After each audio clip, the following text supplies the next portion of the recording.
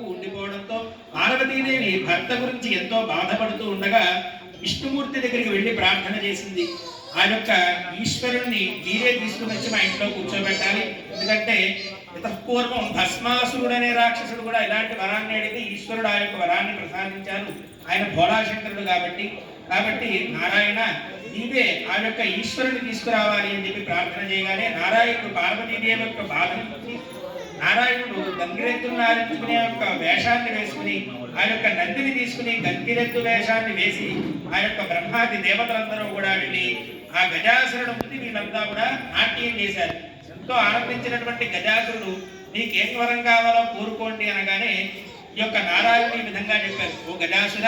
శివుడి కోసం వేచి ఉన్నటువంటి యొక్క నందికి ఆ యొక్క శివుణ్ణి నీవు చూపించారు, నాకే వరాన్ని నీవు ఇవ్వక్కర్లేదు అనగానే గజాసురుడు దివ్య దృష్టితోటి ఆ యొక్క వరాన్ని అడిగింది సాక్షాత్తు నారాయణుడే అని తెలుసుకున్నవాడే ఇక నా చావు తప్పదు అని తెలుసుకుని ఈశ్వరుడికి ప్రార్థన చేసుకుని, ఈశ్వర నేను మరణించాక నా యొక్క శిరస్సు అందరూ లోకాలు కూడా పూజించే విధంగా చేయండి, అలాగే నా యొక్క చర్మాన్ని మీరు ధరించండి అని చెప్పి ఈశ్వరుడికి చెప్పి ఆ యొక్క గజాసురుడు నమస్కారం చేసుకోగానే ఆ యొక్క నంది పరిగెత్తుకుంటూ వచ్చి గజాసురుడి యొక్క ఉదరాన్ని చీల్చి ఈశ్వరుడిని బయటికి తీసుకొచ్చింది. దాంతో ఎంతో ఆనందించి ఆ యొక్క గజాసురుడు ఉత్తరముఖంలో గజ అవతారంలో ఉండగా నీవు పడుకునుండగా ఆ యొక్క శిరస్సును తీసుకువచ్చి నేను త్రిలోక పూజితం చేస్తానని చెప్పి ఈశ్వరుడు వరాన్ని ఇచ్చారు. ఆ తర్వాత అక్కడి నుంచి బయలుదేరి ఈశ్వరుడు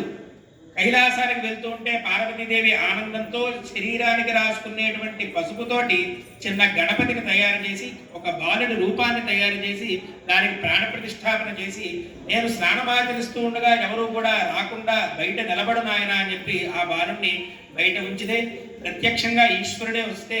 ఆ యొక్క బాలుడు ఈశ్వరుడిని నిరాకరిస్తాడు. దానికి ఈశ్వరుడికి ఎంతో ఆగ్రహం కలిగి ఎన్నిసార్లు వాదించినా కూడా ఆ యొక్క బాలుడు లోపలికి పంపకపోవడంతో త్రిశూలంతో బాలుడు యొక్క శిరచ్ఛేదన గావించి లోపలికి వెళ్తాడు ఈశ్వరుడు. ఆ తర్వాత పార్వతీదేవి ఈశ్వరుడి యొక్క పాదాలను ప్రక్షాళన చేసి ఇద్దరు కూడా కబుర్లు చెప్పుకుంటూ ఈ యొక్క ద్వారం దగ్గర ఉన్నటువంటి బాలుడి యొక్క ప్రస్తావన రాగానే పార్వతీదేవి అడుగుగానే ఆ యొక్క బాలుడు మన కుమారుడా, నాకు తెలియకుండా ఆ యొక్క బాలుడి శిరచ్ఛేదన గావించి లోపలికి వచ్చానే అని ఇద్దరు కూడా బాధపడుతూ ఉంటే ఇక గజాసురుడికి ఇచ్చినటువంటి వరం ఈశ్వరుడికి గుర్తు వచ్చి ఆ యొక్క గజ శిరస్సును తీసుకువచ్చి ఆ యొక్క బాలుడికి పెట్టి ఆయన్ని గజాననుడు అనే నామధేయాన్ని చేసి ఆ గణపతిని అందరూ కూడా అర్చించవలసిందిగా దేవతలందరికీ కూడా ఈ యొక్క ఈశ్వరుడు చెప్పాడు. చెప్పగానే ఆ మరుసటి రోజు మునులంతా కూడా ఈశ్వరుడి దగ్గర వచ్చి, అయ్యా మేము ఎటువంటి యజ్ఞయాగాదులు తలపెట్టినా కూడా విఘ్నాలు కలుగుతూ ఉన్నాయి, నీకు ఇద్దరు కుమారులు ఉన్నారు కదా, కుమారస్వామి ఉన్నారు, గజాననుడు ఉన్నారు, వీళ్ళిద్దరిలో ఎవరో ఒకరిని విఘ్నాధిపతిని చెయ్యొచ్చు కదా అని చెప్పి ఈశ్వరుడు అనగానే సరే వీరిద్దరికి ఒక పరీక్ష పెడతాను, ఎవరైతే ముందుగా వెళ్ళి మొత్తం ఉన్నటువంటి 33 కోట్ల నదుల్లో స్నానం చేసి వస్తారో వారికి విఘ్నాధిపత్యాన్ని నేను ఇస్తాను అని చెప్పి ఈశ్వరుడు చెప్పగానే కుమారస్వామి వెంటనే నవలి వాహనం కలిగిన వాడి ఆ యొక్క హుషారుగా బయలుదేరి వెళ్ళాడు. గజాననుడు అక్కడే ఉండి ఈశ్వరుడి కేసి చూస్తూ ఉండగా నారద మహాముని వచ్చి, నీకు నారాయణ మంత్రాన్ని ఉపదేశం చేస్తాను, ఈ యొక్క మంత్రంతో అన్ని నదుల్లో కూడా నీవు స్నానం చేసినటువంటి ఫలితం కలుగుతుంది కాబట్టి ఆ యొక్క నారాయణ మంత్రాన్ని నీవు జపిస్తూ తల్లిదండ్రుల చుట్టూ 3 ప్రదక్షిణలు గావించు అని చెప్పి నారదుడు ఈ యొక్క మహాగణపతికి చెప్పగానే గజాననుడు వెంటనే ఆ యొక్క మాటలు విని నారాయణ మంత్ర ఉపదేశాన్ని తీసుకుని ఈశ్వరుడి చుట్టూ 3 ప్రదక్షిణలు గావించగానే కుమారస్వామి ఎక్కడికి వెళ్ళి స్నానం చేస్తున్నా కూడా ముందుగా వినాయకుడు వెళ్ళి స్నానం చేసి వస్తున్నట్టుగా కనిపించారు. దాంతో ఈ యొక్క వినాయకుడి మహత్యాన్ని గ్రహించినటువంటి కుమారస్వామి నాన్నగారు అన్నయ్య అన్నిటికీ కూడా సమర్థుడు కాబట్టి ఆయన్నే విఘ్నాధిపత్యానికి మీరు అర్హులను చేయండి అని చెప్పి ప్రార్థన చేయగానే వెంటనే అందరికీ కూడా విఘ్నాలకి అధిపతిగా విఘ్నేశ్వరుడు అనే నామధేయం చేసి ఆ యొక్క గణపతిని విఘ్నాధిపత్యం భాద్రపద శుద్ధ చవితి నాడు ఆయనకి విఘ్నాధిపత్యం ఇవ్వడం జరిగింది. ఆ శుద్ధ చవితి నాడు అందరూ కూడా విఘ్నేశ్వరుడికి అనేక విధములైనటువంటి భక్ష్య భోజ్యాలను నైవేద్యం పెడుతుంటే ఈయన ఎంతో ఆనందించి ఆ యొక్క ఉండ్రాళ్ళు పురుగులు తింటూ తన యొక్క ఎలుకను వాహనంగా ఎక్కి కైలాసానికి బయలుదేరి వెళుతూ ఉండగా ఈశ్వరుడికి నమస్కారం చేద్దామని చెప్పి కైలాసానికి వెళ్ళగానే సాష్టాంగ నమస్కారం చేయగానే ఈశ్వరుడి తలలో ఉన్నటువంటి చంద్రుడు ఆ యొక్క గణపతి ఆకారాన్ని చూసి పక్కున నవ్వగానే ఆ యొక్క దృష్టి పడగానే నరదృష్టి పడితే బండరాళ్ళైనా బద్దలవుతాయంటారు కాబట్టి చంద్రుడి యొక్క అటువంటి దృష్టితో ఈ యొక్క గణపతి బోరలో పడుకోగానే పొట్ట పగిలిపోయి ఉండ్రాళ్ళన్నీ కూడా బయటికి రావడం జరిగి ఆ గణపతి అక్కడే మరణించబోగానే పార్వతీదేవి ఎంతో ఆగ్రహించి ఈ రోజు నుంచి ఎవరైతే నిన్ను చూస్తారో వాళ్ళందరికీ కూడా నీలాపనిందలు తప్పవు అని చెప్పి చంద్రుడిని శపించగానే ఆ మరుసటి రోజు ఈ యొక్క నారాయణుడు కైలాసానికి విచ్చేసి గణపతిని మళ్ళీ ఆయన యొక్క ఇంకో అవతారాన్ని ఆయనకిచ్చి విఘ్నేశ్వరుడు నామధేయం చేసి గణపతిని బ్రతికించసాగారు. ఆ దేవతలంతా కూడా గణపతిని ప్రాణ ప్రతిష్ఠ చేయగానే వారి శక్తి అంతా కూడా గణపతికి పోసి గణపతిని ప్రాణ ప్రతిష్టాపన చేయగానే పార్వతీదేవి పరమేశ్వరుడు ఎంతో ఆనందించి అమ్మ చంద్రుడిని చూడగానే నీలాపనిందల పాలవుతామని చెప్పి అన్నారు. చంద్రుడిని చూడకుండా ఎవరు ఉండలేరు కాబట్టి ఆ యొక్క శాపాన్ని మీరు ఉపసంహరించుకోండి అని దేవతలంతా ప్రార్థన చేయగానే పార్వతీదేవి ఆనందంలో ఉండి సరే ఈ యొక్క భాద్రపద శుద్ధ చవితి నాడు ఎవరు కూడా చంద్రుడిని చూడకూడదు, మిగతా అన్ని రోజులు చూసినా పర్వాలేదు అని చెప్పి వరాన్ని ఉపసంహరించుకుంది పార్వతీదేవి. ఆ తర్వాత సప్త ఋషులు అగ్నిహోత్రుల చుట్టూ భార్యా సహితంగా ప్రదక్షిణ చేస్తూ ఉండగా ఒకానొక వినాయక చవితి నాడు ఈ సప్త ఋషుల భార్యలు కూడా ఆ యొక్క చంద్రుడిని చూడడం జరిగింది. వినాయకుడిని అర్చించకుండా భాద్రపద శుద్ధ చవితి నాడు చంద్రుడిని చూశారన్నమాట. చూడగానే వీరంతా కూడా ప్రదక్షిణం గావిస్తుంటే అగ్నిహోత్రుడికి ఆ యొక్క సప్త ఋషుల భార్యల మీద కూడా మోహం కలిగి వీళ్ళంతా కూడా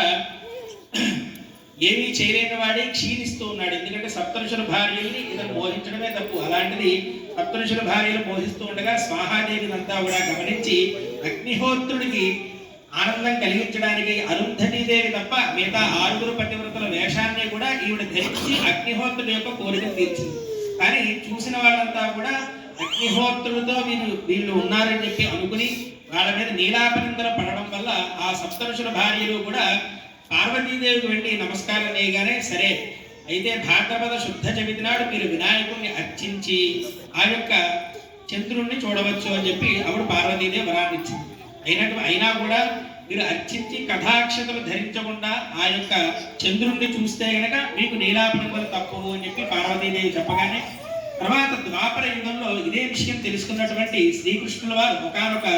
సమయమున రేపు భాద్రపద శుద్ధ చవితి అనగా ముందు రోజు నారదుడితో కలిసి మాట్లాడుకుంటూ ఆ యొక్క వినాయక వ్రతాన్ని ఏ విధంగా ఆచరించాలి అన్ని కూడా విషయాలు తెలుసుకుంటూ ఉన్నారు శ్రీకృష్ణుల వారు. నారద మహాముని అన్ని విషయాలు తెలియజేసి అక్కడి నుంచి బయలుదేరి ఆ యొక్క నారాయణ లోకానికి వెళుతూ ఉన్నారు. స్వర్గానికి వెళ్ళగానే మరుసటి దినమున అందరికీ చెప్పి తాటింపు వేయించారు శ్రీకృష్ణుల వారు. ఎవరూ కూడా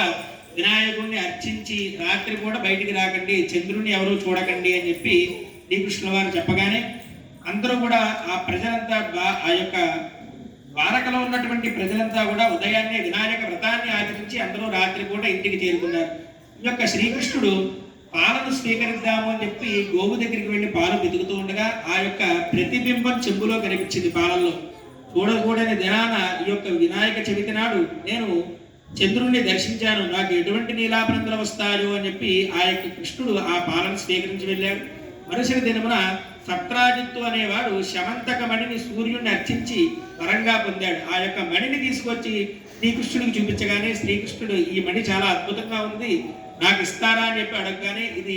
రోజుకి 8 బారువుల బంగారాన్ని ఇస్తుంది, ఇటువంటి మణిని నేను ఎవరికి ఇవ్వను అని చెప్పి సత్రాజిత్తు ఆ యొక్క మణిని తీసుకుని వెళ్ళాడు. ఆ మరుసటి దినమున ప్రసేనజిత్తు అని చెప్పి సత్రాజిత్తు అనేటువంటి అతని తమ్ముడు ఆ మణిని ధరించి అడవికి వేటకి వెళ్ళగా ఒక సింహము ఆ మణిని గమనించి అదేదో మాంసఖండంగా భావించి ఆ ప్రసేనజిత్తుని వధించి ఆ యొక్క మణిని తీసుకుని వెళుతూ ఉండగా ఆ సింహాన్ని జాంబవంతుడు అనే భల్లూకరాజు ఆ దారిలో వెళుతూ ఆ యొక్క సింహాన్ని వధించి ఆ మణిని తీసుకువెళ్ళి తన కూతురైనటువంటి జాంబవతికి ఇచ్చి ఆడుకోమని ఇచ్చాడు. ఈ విధంగా ఉండగా ప్రసేనజిత్తు మరుసటి దినమున మరణించాడు అని చెప్పి ఈ యొక్క సత్రాజిత్తుకు తెలియగానే శ్రీకృష్ణుడే నా తమ్ముడిని వధించి ఆ యొక్క మణిని తీసుకువెళ్ళి ఉంటాడు అని చెప్పి అందరికీ చెప్పసాగాడు. దాంతో శ్రీకృష్ణుల వారికి కూడా ఇటువంటి నిందలు తప్పలేదు కాబట్టి ఆ యొక్క నిందను పోగొట్టుకోవడానికి కృష్ణుల వారు ప్రసేనజిత్తు వెళ్ళినటువంటి అడవికి వెళ్ళి అక్కడే ఉన్నటువంటి భల్లూకరాజు అడుగజాడలు గమనించి ఆ యొక్క జాంబవంతుని ఇంటికి చేరుకున్నాడు. చేరుకుని ఒక ఊయలకి